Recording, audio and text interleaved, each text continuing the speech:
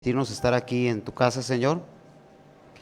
Gracias, Dios, porque nos permitiste adorar tu nombre.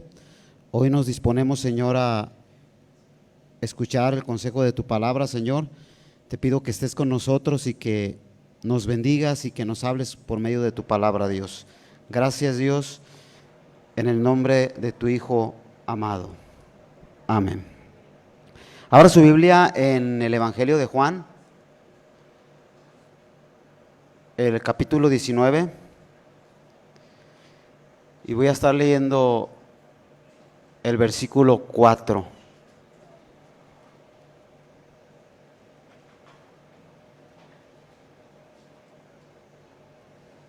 Cuando lo tengan me lo indican con un amén.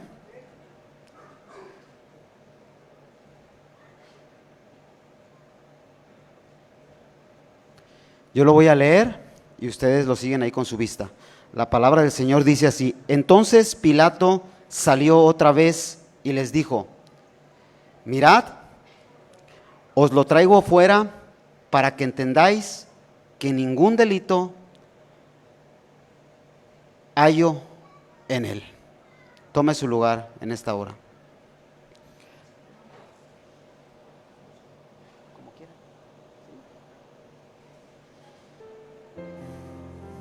Gloria a Dios. Los que estuvieron la semana pasada se dieron cuenta que hablé acerca de la perfección que el Padre demandaba para que el pago del universo fuese completado. ¿Cuántos estuvieron la semana pasada? Amén. Los que no estuvieron, pues ahí está la grabación de la semana pasada, lo pueden ver. Y en resumidas cuentas, la perfección fue Jesucristo. Amén.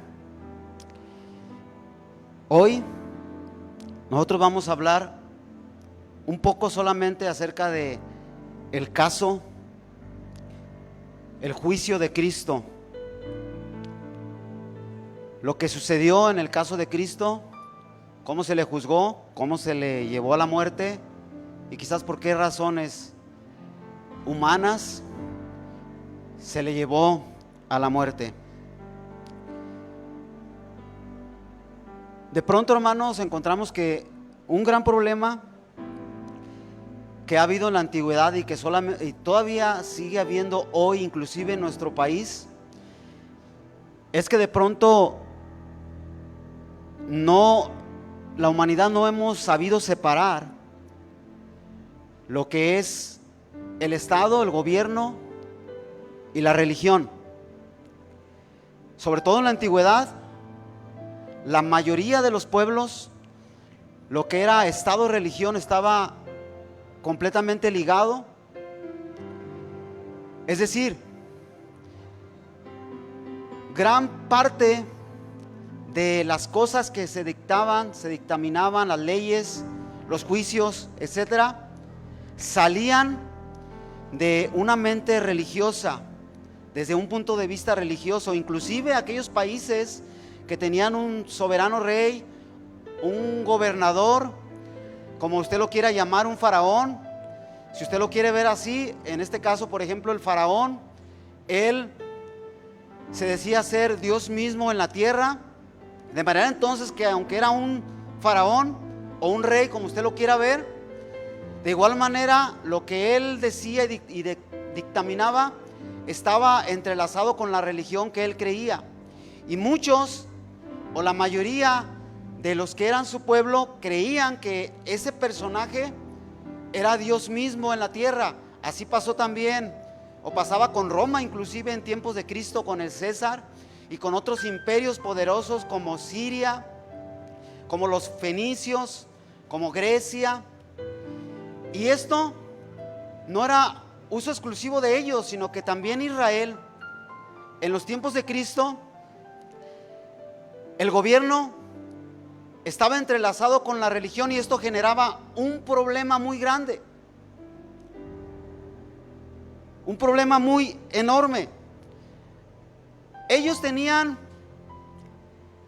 un lugar y unas personas para enjuiciar a los acusados, a los reos, a los perseguidos, a los maleantes, que se llamaba Bet-Din, que era, o que traducido se puede decir que es la casa del juicio, en donde había personas a los cuales se les llamaba ancianos, que juzgaban, a saber, 71 ancianos que fueron puestos, o que se llamaban el Sanedrín, y que fueron puestos de acuerdo a un pasaje de Deuteronomios donde Dios le ordena específicamente a Moisés que se tome para sí 70 ancianos para que ellos pudiesen juzgar al pueblo, y estos fueron los que subieron al monte también y que pudieron estar delante de la presencia de Dios, y que ellos llegaban para juzgar,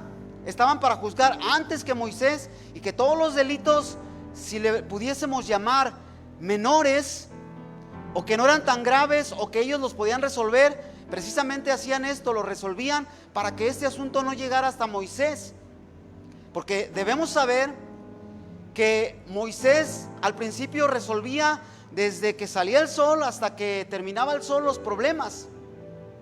Así pues, se le aconsejó tomarse ancianos para que el trabajo se le aligerara y que aquellos pudiesen ser personas honestas, personas que juzgaran estos problemas. Esto lo puede ver usted en Deuteronomios capítulo 16, el versículo 19 y 20, donde Dios le ordena también al pueblo, a Moisés, poner jueces que pudieran a derecho poder resolver los problemas del pueblo. También había otro Sanedrín secundario, si usted lo quiere ver, o 12 Sanedrines secundarios, los cuales estaban formados por 23 ancianos que estaban instituidos, cada uno cerca de alguna de las 12 ciudades del refugio, 6 al norte, 6 al sur, que también fue ordenado por Jehová y escrito por Moisés para que ahí hubiese lugar donde el pueblo se santificara con sacerdotes y levitas, pero que también hubiese un Sanedrín que pudiese juzgar.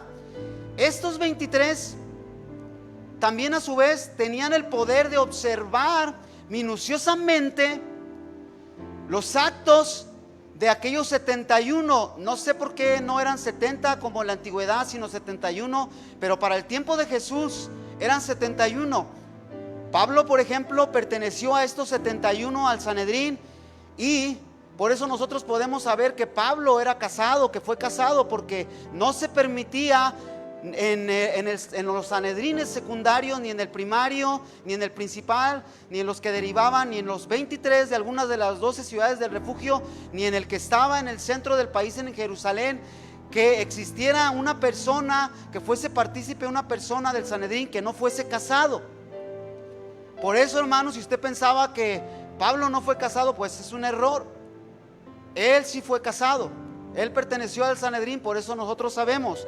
Estos 23 pues, cuéntelos o súmelos por 12, no sé la suma, no la he sacado, y todos esos 23 por 12, la suma que resulta, eran los que estaban observando a los 71 ancianos, no sé si se les decía ancianos porque eran ya ancianos, o nomás era un nombre de autoridad, de prosapia, que se les ponía a ellos por la inferencia necesaria, no sé, pero estaban observando que todo lo que hicieran estuviera bien. Si ellos detectaban algo mal, entonces se hacía una asamblea y se pudiese sacar a una persona de cualquier Sanedrín si estaba haciendo algo que no debía. Usted puede leer Números también, puede leer Deuteronomios para que vea todos estos asuntos. Quise decir esto a manera de introducción para que usted vaya sabiendo cómo va encaminada esta plática, no necesariamente una predicación, sino una enseñanza, para que usted lo vaya observando. Entonces, las leyes judías tenían por lo menos 3 formas, y una que derivaba de ellas, o la cuarta, que era la forma como ellos podían desde la antigüedad quitarle la vida a una persona. Una era decapitación, cortarle la cabeza No se dice mocharle porque mochar no es la palabra correcta, se dice cortar. Mochar es se refiere a un árbol. La palabra correcta es cortar la extremidad, la cabeza. La otra era la lapidación, que por ejemplo en tiempos antiguos es sabido que al menos en el mundo árabe, a las mujeres que habían sido encontradas en fornicación o en adulterio, se les enterraba hasta la cabeza, y después, ya enterradas ahí, atadas de manos y pies, se les lapidaba. Y esto no hace mucho que todavía se hacía, y quizás hasta el día de hoy se sigue haciendo en algunas partes del mundo árabe. La ley, ustedes podemos recordar que la ley era muy dura, y los países árabes también aplicaban muchas de las leyes que venían en la Biblia. Hay un caso, hablando acerca de esto específico, donde una mujer en el mundo árabe es encontrada en un acto de fornicación, de adulterio, engañando a su esposo. Pero esta mujer estaba preñada, estaba embarazada, y es llevada ante al máximo profeta de los árabes. ¿Cómo se llamaba el máximo profeta del mundo de los árabes? ¿Cómo se llamaba? A ver, alguien que sepa, que me lo diga fuerte. Mahoma. Es llevado ante Mahoma, y entonces le dicen a Mahoma, la llevan atada de manos y pies, y le dicen que fue encontrada en ese acto.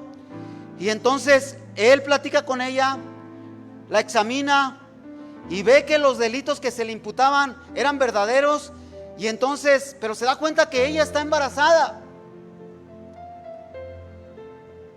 Y entonces le dice: vete a tu casa, ten a tu hijo, amamántalo, y cuando termines, regresa conmigo. Y cuando esto sucede, esto es una historia aparentemente real. Cuando ella se va, pasan los meses, tiene su bebé, tiene su hijo, le da pecho, y cuando le quita el pecho, cuando ya no necesita el pecho, entonces ella, por pie propio, por voluntad propia, va con su líder. Y entonces cuando está con él, le dice a sus sirvientes: ahora sí, hagan un hoyo, entiérrenla hasta la cabeza, amárrenla de pies y manos y mátenla a pedradas.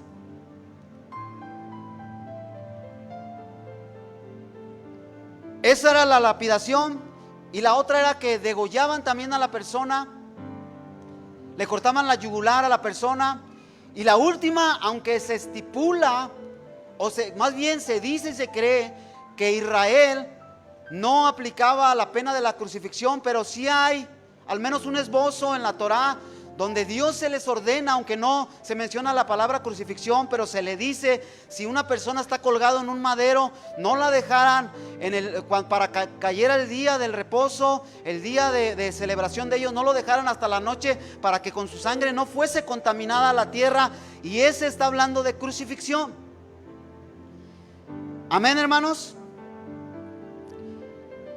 En el tiempo de Jesús, hermanos,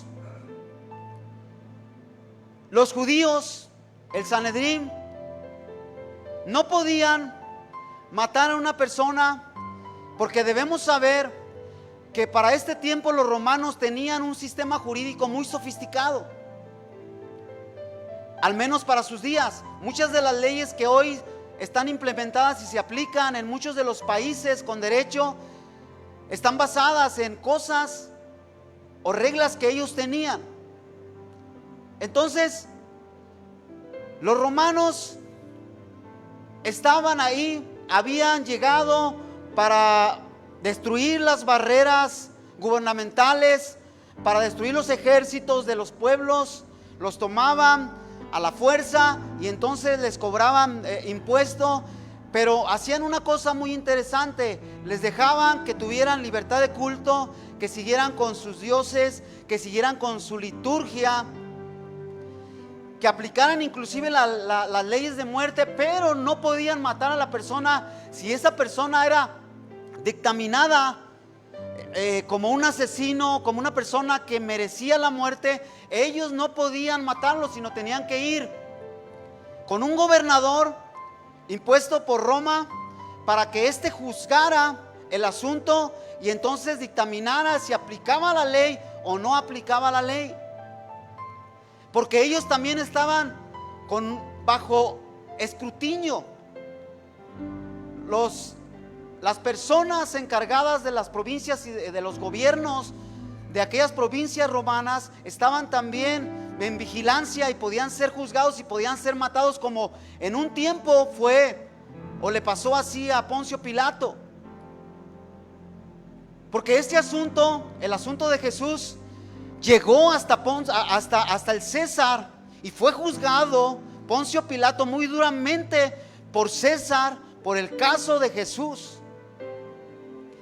Pero déjeme decirle un asunto. Tanto en la ley romana como en la ley judía había un principio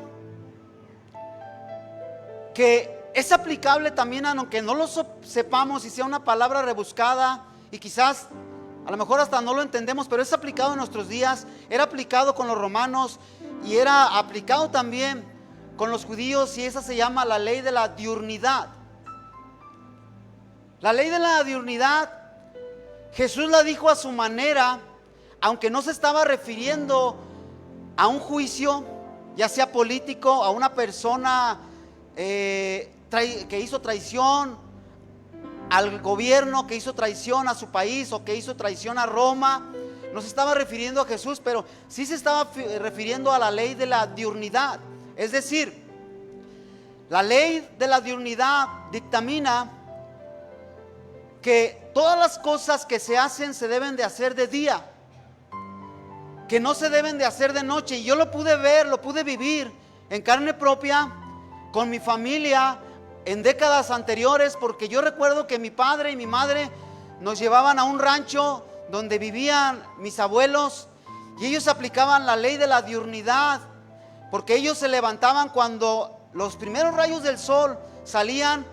Mi abuela a trabajar en sus quehaceres domésticos, mi abuelo en la siembra, mis tíos también se levantaban y aplicaban esta ley. Comenzaban a trabajar durante el día, durante la luz estuviera, y hasta que la luz se fuera, porque debemos de saber, o yo vi en carne propia, que cuando se acababa la luz, entonces ahí no había luz eléctrica, no había celulares para usarse, no había este tipo de cosas, de manera entonces que se recogían a su casa, ponían sus lámparas, cenaban y se acostaban a dormir. En alguno de los asuntos a Jesús le hicieron ciertas preguntas y Jesús platicando dijo: ¿no tiene el día 12 horas? Pues el que anda de día, ¿no qué? No tropieza. La ley de la diurnidad. En cuestión del juicio, esta se aplicaba de la siguiente manera, y era aplicable dentro del Sanedrín y era aplicable dentro de la ley romana: que ninguna persona, ningún juez, ningún Sanedrín, ningún sacerdote, ningún emperador, nadie, pero nadie absolutamente podía juzgar a una persona de noche.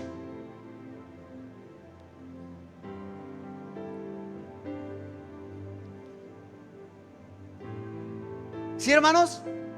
¿Y qué fue lo que pasó en el juicio de Jesucristo? ¿Cuándo lo arrestaron?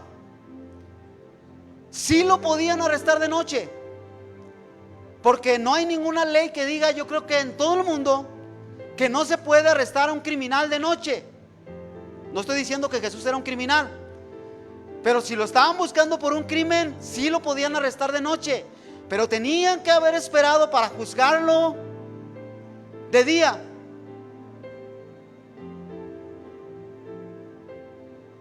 Esto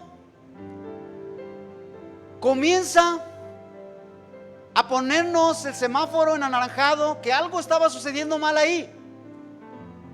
Si usted recuerda, fueron de noche a arrestarlo y lo llevaron a la casa de Anás.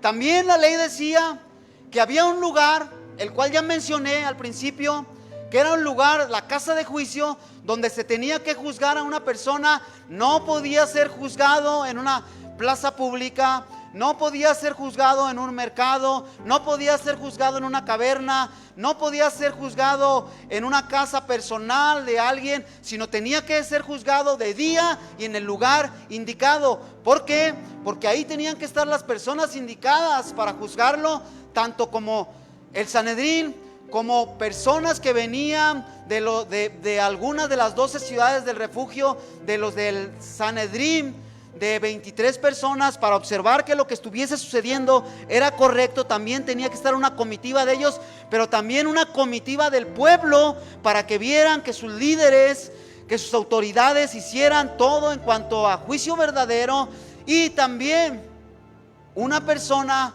que pudiese defender al acusado.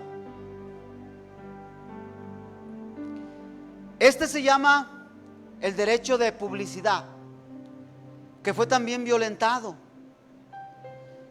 Fue violentado por las leyes romanas y fue violentado por las leyes judías, porque en él, en la ley de publicidad, en el derecho de publicidad, como se llamaba en la antigüedad, también había derecho de la parte acusadora de que se presentaran testigos, pero era muy delicado esto. Los testigos que se iban a presentar en algún juicio tenían que hablar y decir verdad, porque si se les fuese hallado en mentira, la pena que se exigía para el acusado caía sobre ellos. Eso era lo que dictaminaba la ley. Nosotros vemos que solamente hubo una persona que defendió a Jesucristo y se llamó Nicodemo. La Biblia nos habla muy poco, pero tenemos mucha información. Inclusive los abogados, los que estudian leyes, se van a dar cuenta que la carta de defensa de Nicodemo es una carta emblemática.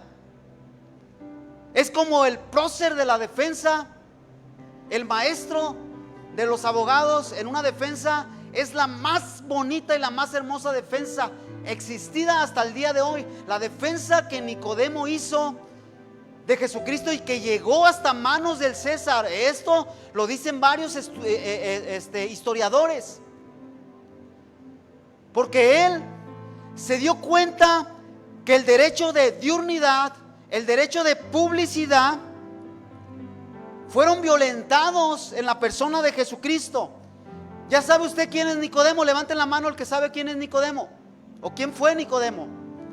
Nicodemo fue aquel que fue de noche a buscar a Jesucristo, haciéndole una pregunta existencial, una pregunta de vida, una pregunta profunda que salía desde las entrañas de su corazón, porque este era un hombre honesto, era un hombre respetado, era una persona que pertenecía al Sanedrín, y que al defender a Jesucristo, él de antemano ya había tenido un encuentro personal con Jesucristo y le había preguntado cómo él podía heredar o adquirir el reino de los cielos.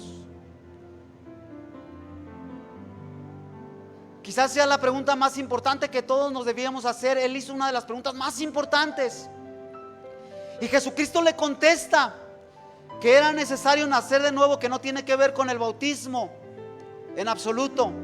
Si en alguna ocasión usted me da la oportunidad, quizás lo podría explicar.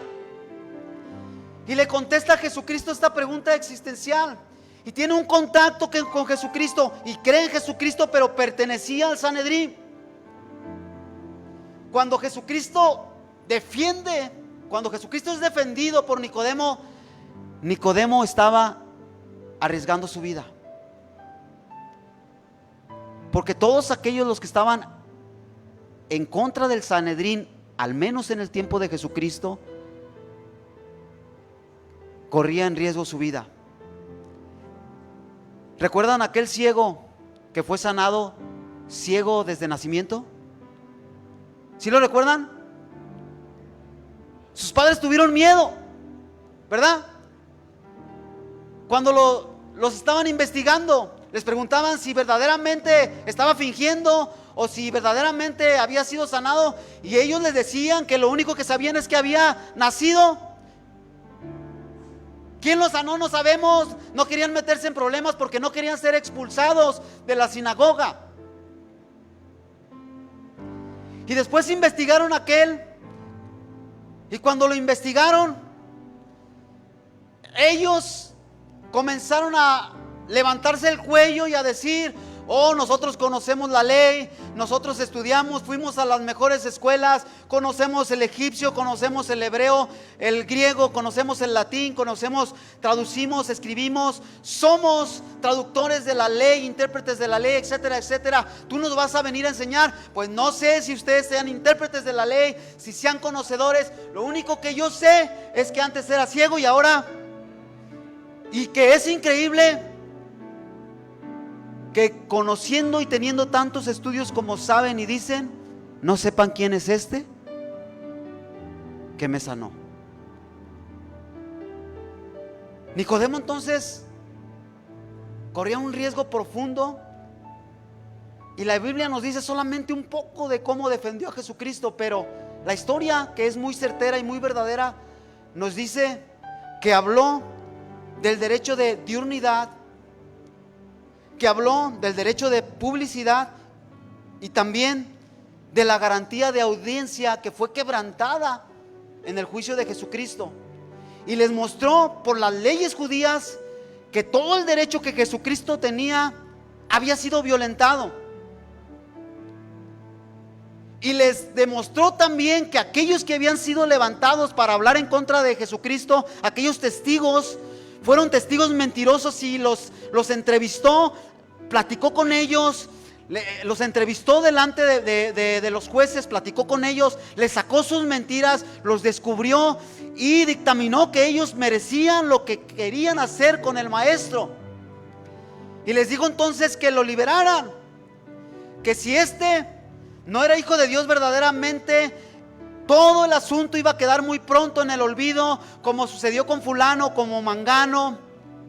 Pero que si esta era de Dios, no iban a poder destruir este asunto. Pero sin embargo,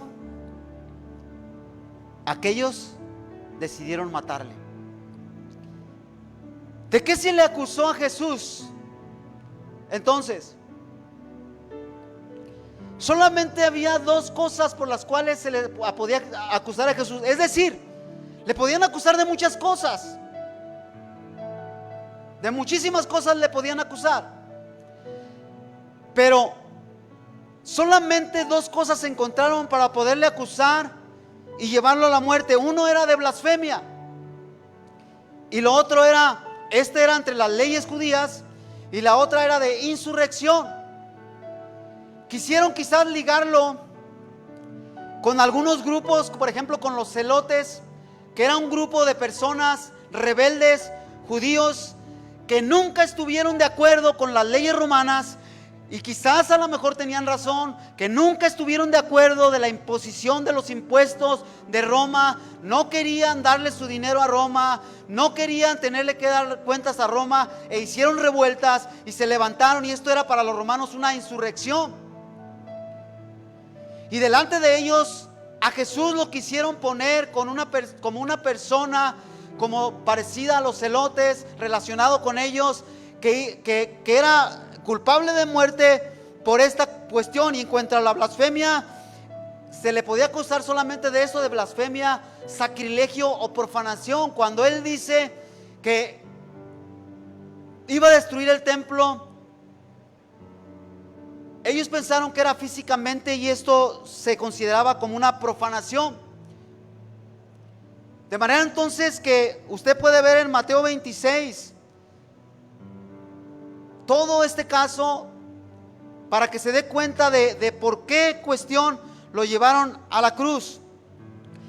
Sin embargo, estaban las leyes romanas de por medio, como ya lo he dicho. Poncio Pilato no era el personaje amable quizás que la Biblia nos muestra, porque se nos habla muy poco de este personaje. La historia nos dice que 3 años después, aproximadamente 3 años después del juicio de Jesucristo, del que él dictaminó el juicio de Jesucristo, del que él dejara que Jesucristo muriese en la cruz, la historia nos dice que él era una persona implacable, era un asesino, era un transgresor de la ley. Y la historia nos dice que él, aproximadamente 3 años después de la muerte de Cristo, mandó matar a grupo de personas sin ninguna compasión.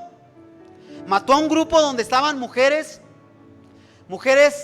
embarazadas, jóvenes, ancianas, hombres, jóvenes, ancianos, niños, y los mandó matar sin ninguna misericordia, y lo hizo varias veces. De manera entonces que cuando sucedió el caso de Jesús, no crea que le dolió tanto a él cuando se lavó las manos. No crea que él sufrió tanto por la muerte de Jesucristo. Sí, había un antecedente de su esposa que le había dicho que no tuviese nada que ver con él, porque de alguna manera tuvo un sueño, una visión acerca de Jesucristo, y quizás lo puso a pensar, pero a él no le dolía tanto este asunto. Aunque quizás sí no lo quería matar solamente por un asunto, no porque fuera buena persona, no porque fuera una persona que guardara las leyes, no porque fuera una persona que conociera a Dios, sino porque él también estaba bajo el escrutinio de personas superiores, y podía llegar una carta hacia el César en donde se le dijera al César este asunto, porque este asunto fue muy grave para los romanos.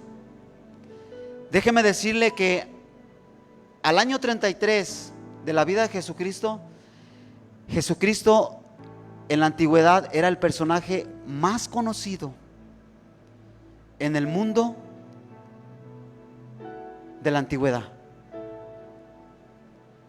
Tan conocido era, recordemos que el apóstol Juan en el último versículo dice en su evangelio que si él hubiese escribido cosa por cosa, palabra por palabra, milagro por milagro, prodigio por prodigio, no le alcanzaran los libros del mundo para escribir todo lo que hizo Jesucristo. Pues muchos de los actos y de los prodigios que hizo Jesucristo, de las palabras que dijo, no fuesen escritas, pero sí hay vestigios, sí hay cartas, sí hay palabras de Jesús que no lo dice la Biblia, pero que sí las mencionó Jesucristo. Por ponerle un ejemplo, Eusebio de Cesarea. Levanten la mano, ¿quién ha escuchado de Eusebio de Cesarea? ¿No les gusta leer, hermanos? Eusebio de Cesarea fue un teólogo excepcional. Excepcional. Vivió después del año 200 después de Cristo. Un teólogo experto en la vida de Jesús. Aparte, un historiador estupendo y considerado como uno de los padres de la iglesia, aunque es más tardío, no es como Policarpo, Ireneo, etcétera, es un poco más tardío. Pero Eusebio de Cesarea dice que él vio una carta escrita por Jesús, por puño y mano de Jesús. Más o menos aproximadamente esta carta del año 31, 32 después de Cristo. Él dice que él fue a una biblioteca donde conservaban esa carta y que se le permitió a él, porque era un hombre muy influyente, tomarla y leer esta carta escrita por Jesús. Y esta carta era un saludo de Jesús para un rey del oriente muy lejano, de los más lejanos de Israel, pero que conocía a Jesús, y que se le fue y se le predicó, y que cuando él supo más o menos en el año 31, 32 después de Cristo, que a Jesús se le quería matar, alguien fue y le llevó la noticia que Jesús se le quería asesinar y matar. Él lloró, él se lamentó y le mandó una carta a Jesucristo, y Jesucristo la leyó, y Jesucristo recibió esta carta con agrado, porque aquel le decía: mi Señor, yo he escuchado de tus prodigios, he escuchado que no hay nadie, no ha habido nadie como tú, limpio en su manera de actuar, de manera de hablar, prodigioso y milagroso. Y es increíble que siendo tú Dios mismo, el Hijo de Dios, y que yo lo creo como rey, es increíble que los de tu pueblo mismo te quieran asesinar y te quieran matar. Pero mi Señor, si tú quieres, mi reino está abierto para ti. Desde el lugar más lejano, la provincia más alejada de mi reino, hasta el centro de mi reino está abierto para ti. Si tú quieres, puedes venir. Y la contestación de Jesucristo fue que Él tenía que hacer algo y que venía para hacer algo específico mandado por su Padre y que no podía salir de Israel. Este rey, de acuerdo a lo que dicen dos historiadores, pero sobre todo Eusebio de Cesarea, sufría una enfermedad muy grave.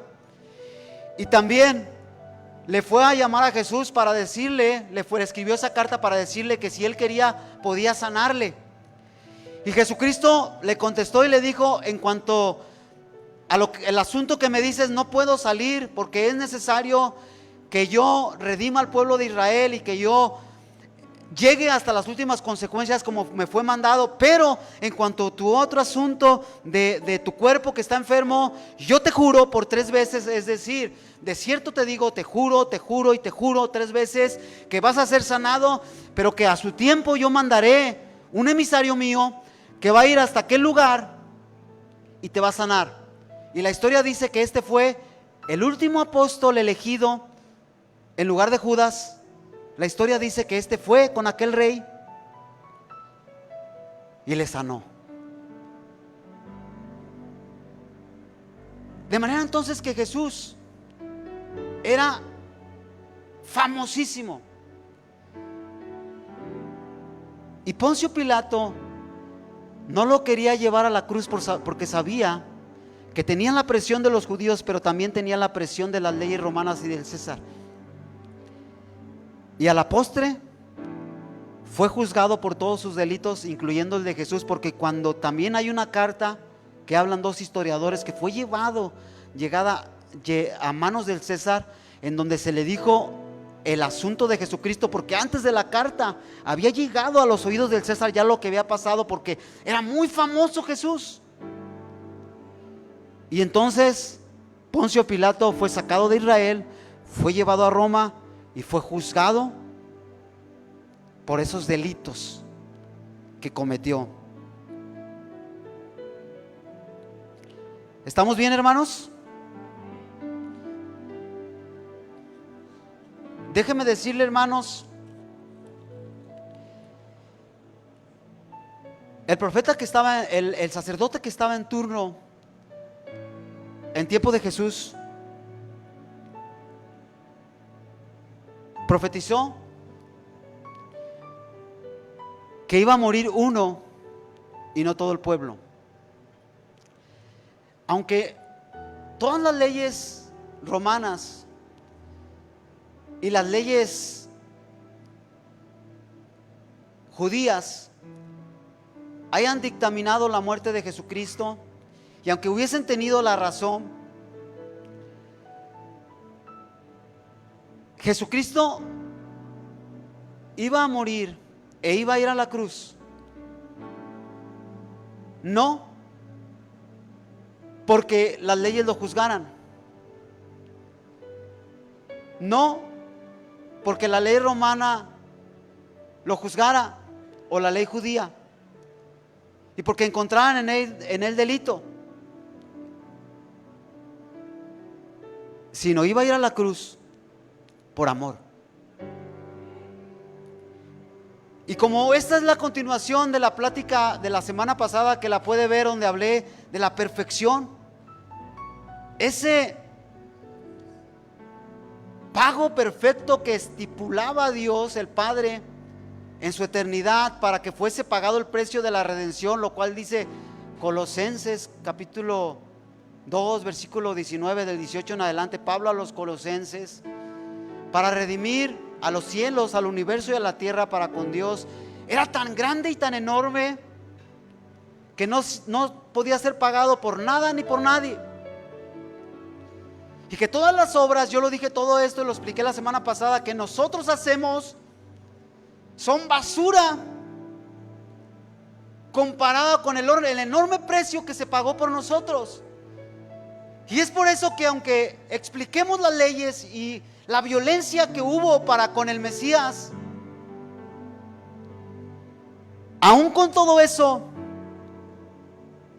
Jesucristo dijo: nadie me quita la vida, yo la pongo por mis amigos. De manera entonces que estaba determinada por la ley divina que fuera la cruz. Y esto, en las costumbres judías, déjame decirle que cuando llevaban el cordero para ser sacrificado e inmolado, los sacerdotes tenían una liturgia, un proceder, una forma de hacer las cosas, una manera. Algunas estaban estipuladas en la ley, otras no estaban, las fueron adquiriendo por una ley oral con el tiempo. Y una de ellas es que, como lo dije la semana pasada, este animalito pasaba por varias inspecciones. Primero, en alguna de las cercanías de alguna ciudad del refugio, una persona le nacía una ovejita bonita, hermosa, perfecta, y que era un prospecto para que fuese sacrificado en la Pascua, para que fuese llevado para abrir, para sacrificarse en el día de la micra. Ya no voy a explicar lo que es eso porque ya lo expliqué la semana pasada. Entonces lo inspeccionaba y decía: este es un animal perfecto. Lo llevaba ante el Sanedrín, ante esos 23 jueces que estaban en esa ciudad del refugio, y de ahí le llevaban 100, 200 ovejas a ese Sanedrín. Ellos de esas 200, 300, 400 ovejas llevaban 50, 60, y en el tiempo de la Pascua, para el mes de abril, hacían una procesión con 100, con 150 ovejas perfectas. Pero no solamente esta procesión, sino eran 12 procesiones de todo el país que iban rumbo a Israel, con cada uno con 100, con 200 ovejas. Y cuando llegaban ahí, llegaban con el Sanedrín principal, con el sacerdote principal que estaba ahí. Y entonces en la puerta de las ovejas, del cual habló Jesucristo, metían las ovejas, y ellos inspeccionaban días antes y escogían 10 ovejas, y de esas 10 ovejas el sacerdote principal escogía una oveja. Entonces, ¿se imagina usted el proceso tan perfecto para escoger la oveja? Cuando el sacerdote llevaba a la oveja en sus brazos, la tomaba en sus brazos y caminaba ante el Sanedrín, él le tenía que decir una palabra al Sanedrín, y esta palabra se paraba antes de empezar el camino hacia el templo, antes de subir por ahí por donde entró Jesucristo. Les decía, se ponían ellos en un círculo y se paraba frente a ellos, y él les decía: no he hallado defecto en él. Se abrían en dos, y entonces pasaba y subía para ser sacrificado. Esto Poncio Pilato lo dijo, y se puso frente a los judíos como un sacerdote para dictaminar que no había hallado defecto en él, porque en su juicio, después de interrogarle, después de hablar con él, después de interrogar a los judíos, después de haberlo llamado de haberlo llevado con Antipas, con Herodes, el hijo de su padre que se llamaba igual, después de que no le sirvió esto, él se quería quitar el problema, no le sirvió de que este hombre le tiene que ser juzgado en Galilea, en otro lado, porque aquí no corresponde, no le funcionó, fue regresado porque aquel lo juzgó de loco a Jesucristo, se burló de él, y lo regresaron. Después de que no le funcionó, lo investigó, platicó con él, y entonces él se pone en el lugar del sacerdocio para decir las palabras proféticas que decía: el sacerdote principal frente al Sanedrín, cuando iba a llevar ese cordero hacia el lugar del sacrificio, no he hallado defecto en él. ¿Y cómo iba a hallar defecto en Jesucristo? Si era el sacrificio perfecto que Dios había preparado desde antes de la fundación del mundo, para que todos, usted y yo y los confines de la tierra, el universo, los ángeles, los arcángeles y los serafines fueran reconciliados, como dice Pablo, para con Dios.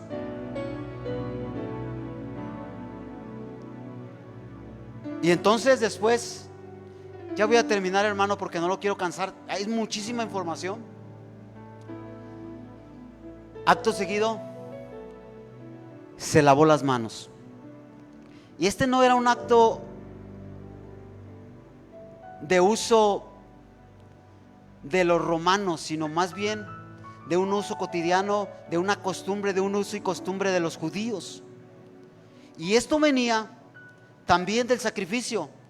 Cuando el sacerdote había terminado de sacrificar al cordero, aquel sacerdote se lavaba las manos.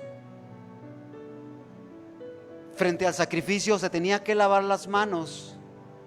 Y entonces se lavaba las manos porque él estaba diciendo con este acto, de acuerdo a la ley judía, que él era inocente de la sangre que había sido derramada para cubrir el pecado del pueblo. Porque debemos saber una cosa, que el sacerdote principal entraba una vez al año al lugar más santo que había, y tenía que ser perfecto en sus caminos, porque en la antigüedad, si no sucedía así, se moría, porque ahí estaba el arca del pacto, ahí estaba la presencia de Dios. Y si no iba perfecto en sus caminos, moría. Y entonces cuando entraba le amarraban, le ponían una especie de botes o cosas en los pies que sonaran, y entonces le amarraban una cuerda y entraba hasta allá, y él tenía que estar constantemente moviéndose y que sonaran esas cosas que traían en sus pies. En el momento que dejaban de sonar, aquellos le jalaban porque sabían que se había muerto, que no había sido perfecto, y entonces jalaban ahí, pues, jalaban la cuerda y lo sacaban. Entonces tenía que estar perfecto, al menos en la antigüedad, al menos antes de Cristo, porque si no, este juicio caía sobre de él. Y cuando él después hacía el sacrificio, era un hombre perfecto, era un hombre que estaba limpio de culpa, al menos hasta ese instante, porque había sobrevivido de entrar al santuario, al lugar más santísimo. Entonces estaba limpio delante de la presencia de Dios, y se lavaba las manos y decía: yo estoy limpio y soy libre del juicio de esta sangre. Entonces nuevamente Poncio Pilato se pone en el lugar del sacerdote, se lava las manos y dice: yo estoy limpio de la culpa de este inocente, ustedes son los culpables. La crucifixión, hermanos, era la muerte más horrible que podía existir. El Dios que tiene muchos nombres, estoy hablando de un Dios con minúscula, se le ha llamado de muchas maneras en todas las civilizaciones antiguas, y todavía se le llama de muchas maneras hasta el día de hoy. El Dios Sol. Los condenados a muertes eran llevados a la cruz y se ponían todo el día frente al sol. ¿Se imagina usted? Desnudo. No se moría rápidamente porque era una muerte lenta, por eso era una muerte cruel. Y estaba frente al Dios Sol. Cuando Jesucristo estaba ahí, Satanás le estaba diciendo a Jesucristo: el Dios Sol, que soy yo, que adoran estos, te destruyó. Estás frente a Él, agonizando, deshidratándote, sudando. Si te haces tu mejilla para la derecha, el Dios Sol te está golpeando en tu cara. Si haces la mejilla para la izquierda, el Dios Sol te está golpeando en tu cara. Si te pones de frente, el Dios Sol te está pegando en tu cara. Has sido derrotado por el Dios Sol. A las mujeres, porque esto era un acto horrendo, terrible, las ponían de espaldas, es decir, con su cara hacia la cruz, para que no fuese tan horrendo verlas crucificadas, pero también crucificaban a las mujeres. Hermanos, como les digo anteriormente, hay mucho que decir en torno a este asunto. Lo que les puedo decir primero es que Jesucristo era inocente. No era culpable. Ni las leyes romanas encontraron culpabilidad en él, ni las leyes judías encontraron culpabilidad en él. Ni los sacerdotes encontraron defecto en él, ni tampoco el gobernador encontró defecto en él. Pero ¿sabe qué? Murió, aunque se hayan violentado todos sus derechos. Murió, y murió por amor. No lo crucificaron los romanos, no lo crucificaron los judíos, no lo crucificó el Dios Sol, no lo crucificó Satanás. Él subió por cuenta propia a la cruz. Murió por usted y por mí. ¿Qué nos viste de gala a nosotros a diferencia del universo? Porque como ya les he dicho en muchas ocasiones, es muy pobre, muy insignificante, muy pequeño pensar que Jesucristo murió por el hombre. Esa es una mentira, en parte. Jesucristo murió por los ángeles, por los arcángeles, por los serafines y por el universo entero. Todos necesitábamos de la sangre de Jesucristo. La sangre de Jesucristo, redundo en esto, no fue ni es tan pequeña para poder morir solamente por los hombres y ya. No, es tan enorme, es tan grande que fue para también reconciliar a los ángeles, a los arcángeles, a los serafines, a los asteroides, a los planetas, a las estrellas, a todo lo que había y a todo lo que existía, a los hombres, a los animales, a las bestias, a los peces. Todo fue reconciliado por la sangre de Jesucristo. Eso dice Pablo a los tesalonicenses. Todo, pero todo fue reconciliado por Cristo. Y eso magnifica y hace grande la sangre de Cristo. La hace tan enorme que no la podemos comprender, no la podemos entender. Y allí en la cruz Dios hizo todo eso. Jesucristo hizo todo eso. Y lo hizo solamente por amor. Póngase en pie en esta hora.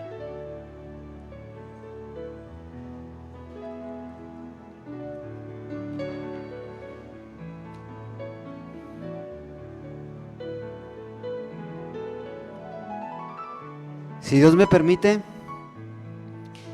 en 2 semanas hablo del caso de Judas. ¿Pueden pasar los músicos? El contexto histórico de Judas, los usos y costumbres,